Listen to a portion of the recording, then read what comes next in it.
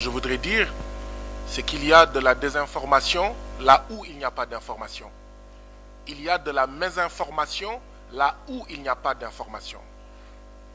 Autrement dit, si les différents gouvernements, si les différents États donnaient l'information, n'étaient pas opaques, ne cultivaient pas le manque de transparence, il n'y aurait pas de désinformation, il n'y aurait pas de mésinformation.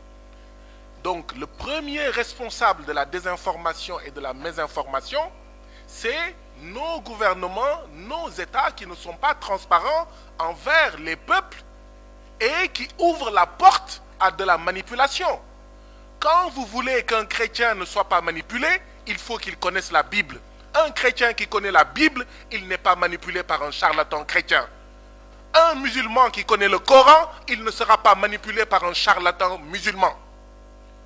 Les citoyens qui connaissent les informations, leurs informations, c'est leurs informations.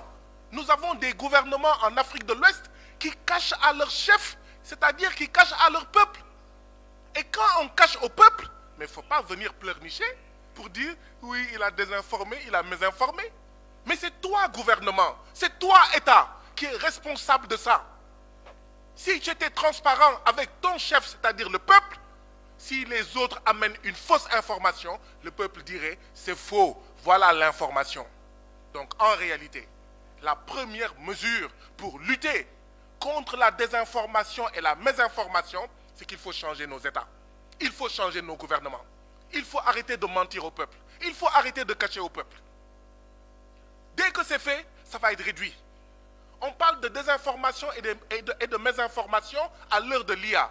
Mais la désinformation et la mésinformation n'ont pas commencé à l'heure de l'IA. Qui sont les gens qui ont les moyens de créer des milliers de faux comptes au Sénégal ou en Gambie ou au Nigeria? Ce sont les gens riches. Qui sont les gens riches? Ce sont les gens qui ont les moyens de l'État, qui ont les moyens du peuple, qui utilisent pour créer des milliers de faux comptes pour influencer l'opinion publique. Alors, pour moi, c'est simple. Il ne faut pas tuer les gens, hein? Il ne faut pas assassiner les gens. Pour moi, la prison, ce n'est même pas la solution. Il faut toucher là où ça fait mal.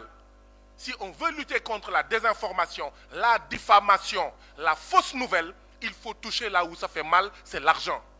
Quand on amène les gens en prison parce qu'ils ont diffamé, en réalité, on cherche à leur faire mal. Quand un journaliste ou un organe de presse publie une fausse information, vous touchez à son compte bancaire, mais l'organe de presse va être responsable.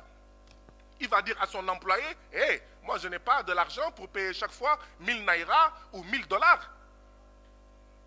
Mais il ne faut pas emprisonner les gens. Je crois que nous devons faire des bons démocratiques. L'emprisonnement n'est pas la solution. Ça ne fait que créer des problèmes au gouvernement sénégalais, ou au gouvernement gambien, ou au gouvernement togolais, etc. D'emprisonner les gens parce qu'il y a de la fausse information. Et en plus, d'accord, on surpeuple les prisons inutilement. Quand vous touchez la bourse, c'est-à-dire l'argent des organes de presse, il n'y a pas de surpopulation carcérale. Et en plus, l'organe de presse, d'accord, va dire, je ne veux pas courir à la faillite. Mais pourquoi il y a autant de journalistes qui ne sont pas des journalistes?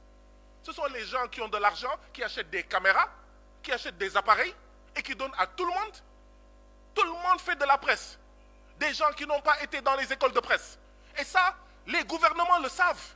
Au lieu de réguler le secteur de la presse, au lieu d'assainir le secteur de la presse, ils l'encouragent. Chaque député a son organe de presse. Chaque politicien et politicienne a son journaliste. Achète sa caméra et tu as ton site en ligne. Et tu dis des choses qui sont intéressantes pour Bilé Tunkara. Tu dis des choses qui sont intéressantes pour Guy Marius Sagna. Et les responsables, ce n'est pas l'IA, ce sont les êtres humains, les femmes et les hommes. Je vous remercie.